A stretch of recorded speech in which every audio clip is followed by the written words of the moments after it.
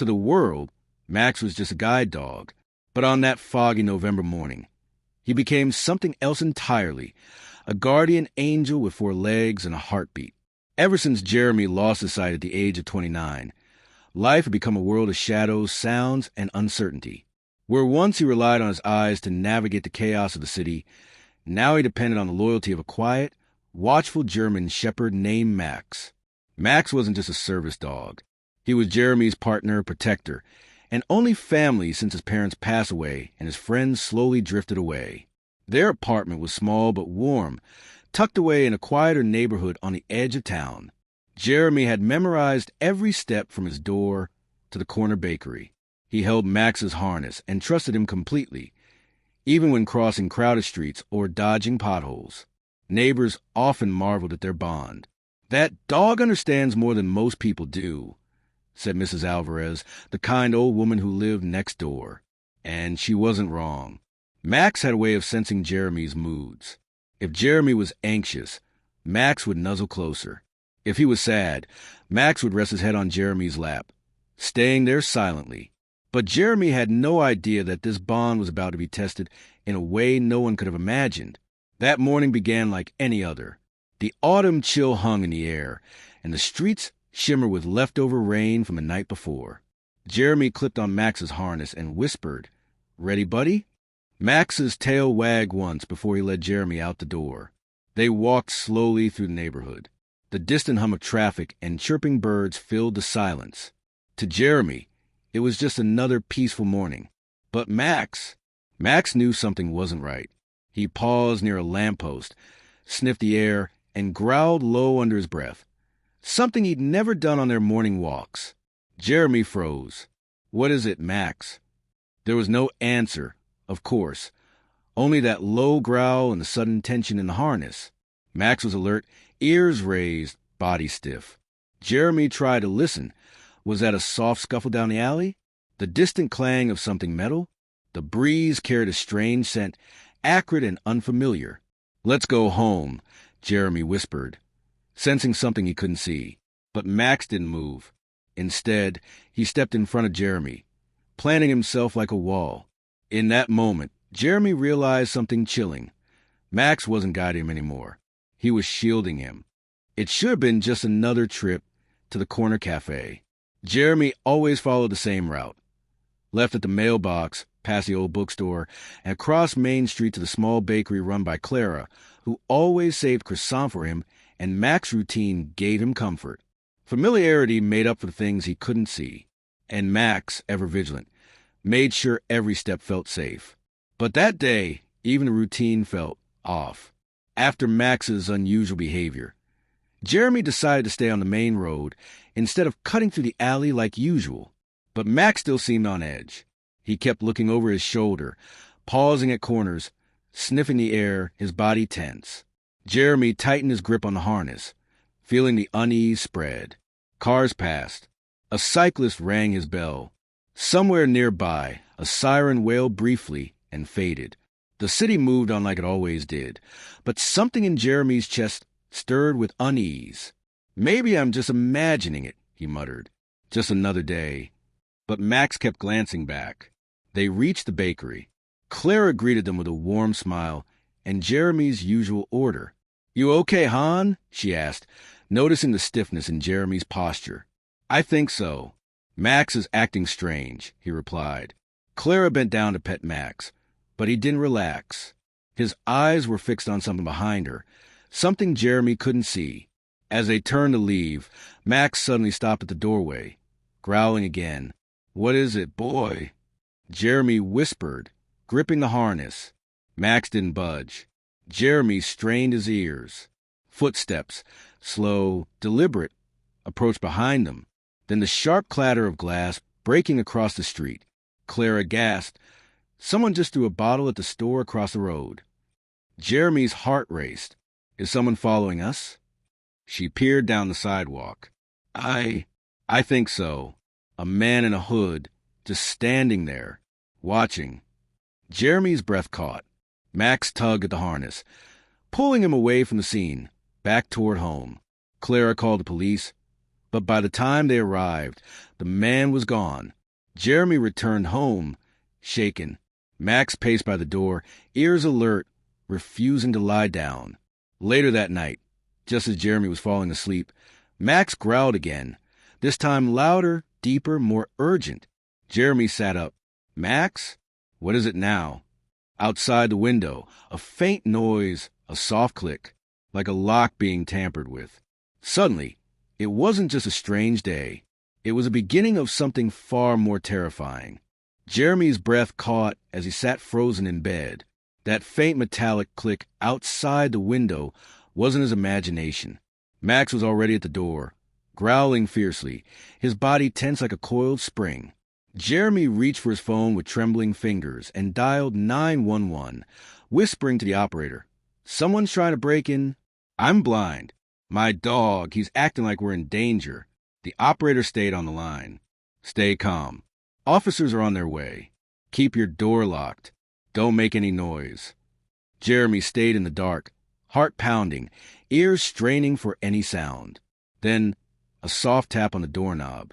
Max bolted to the door, snarling. Jeremy backed up slowly, gripping his phone like a lifeline. The seconds dragged. Then came another sound, a low, steady scrape, metal against metal. Someone was picking the lock. Jeremy's voice shook. "He's at the door. He's really trying to get in." The operator responded urgently. "Units are 3 minutes out. Stay where you are." But Max wasn't waiting. In a flash, he turned from the door and nudged Jeremy, hard, toward the back of the apartment. At first, Jeremy resisted, unsure what Max wanted. But the dog kept pushing, guiding him firmly away from the front. And then, the door creaked open. Jeremy heard it, the unmistakable sound of slow, careful footsteps entering the apartment. Someone was inside. Max let out a deep, threatening bark, unlike anything Jeremy had heard before. It wasn't just protective. It was a warning, a promise of violence if the stranger took another step. Jeremy crouched behind the kitchen counter, heart hammering in his ears. He whispered, "Be careful, Max." Then everything happened in a blur. The intruder stepped forward. Max charged with ferocity no one would expect from a guide dog. A loud crash followed, then a shout of pain. Jeremy could hear the scuffle, the heavy grunts, the struggle, the chaos. Suddenly, silence. Jeremy didn't know if Max had won or lost. "Max!" he called, desperate. There was a long pause. Then the sound of Max's paws tapping across the floor, moving toward him. He whined softly, brushing his nose against Jeremy's leg. Relief flooded Jeremy, and tears spilled down his cheeks. Moments later, the police burst in, weapons drawn, shouting commands. The intruder was found unconscious by the door, bitten, bloodied, and barely able to speak. He had a criminal record. He had followed Jeremy earlier, waiting for the right moment to strike. But Max never let that moment happen. The police called Max a hero. The medic said the injuries on the intruder's arm were the only reason he didn't get further inside. Jeremy couldn't stop shaking. Even in the safety of daylight, the memory haunted him. The sound of lock, the silence before the attack.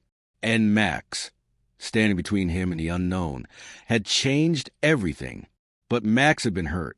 Beneath his thick coat, they found a long gash across his ribs. He was bleeding. Jeremy collapsed to the floor, his hands searching through Max's fur, voice trembling. "You protected me and got hurt." The vet came quickly, taking Max to the animal hospital.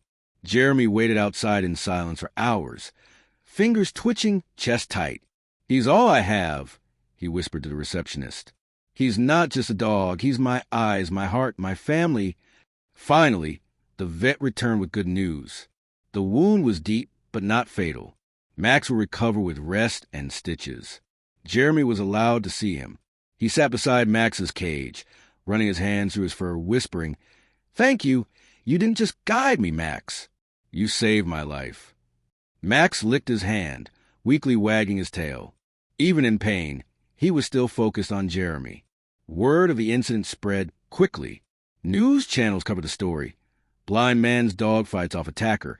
Service dog turned savior. People began leaving flowers and thank you notes at Jeremy's door. Donations poured in to help cover Max's medical bills. But Jeremy didn't care about fame or praise. He just wanted Max to come home. Days later, Max was released. As he stepped through the door, Jeremy knelt beside him, arms wrapped tightly around the dog's neck. "No one will ever hurt us again," he said, "because you're here." But just when Jeremy thought the danger was over, a new nightmare began. 3 nights after Max returned, Jeremy woke up to find a harness lying on the floor, the door slightly ajar, and Max gone. Jeremy's heart sank. "Max?" he called, stumbling around the apartment.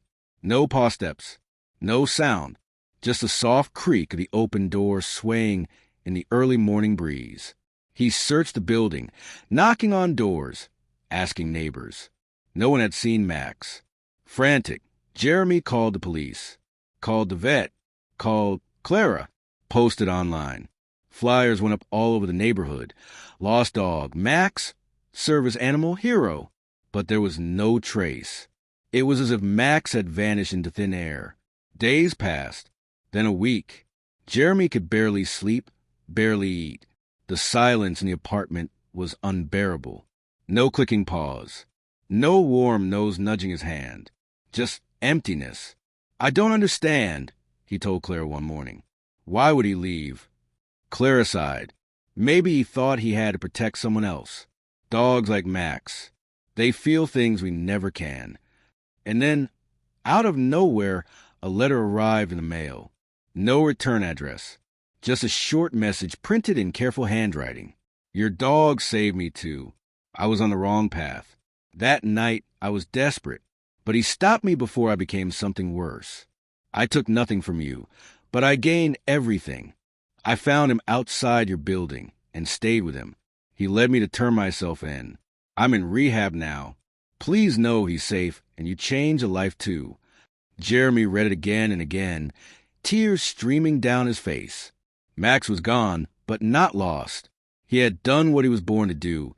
Not just serve, not just guide, but heal, protect, and change lives. Though Jeremy never saw Max again, he knew deep down that their bond had not ended. It had only transformed. And every time the wind brushed his cheek or he heard the soft bark of a dog in the distance, Jeremy smiled. Because some heroes don't wear capes. Some just wear a harness and walk quietly beside us until the day they become legends.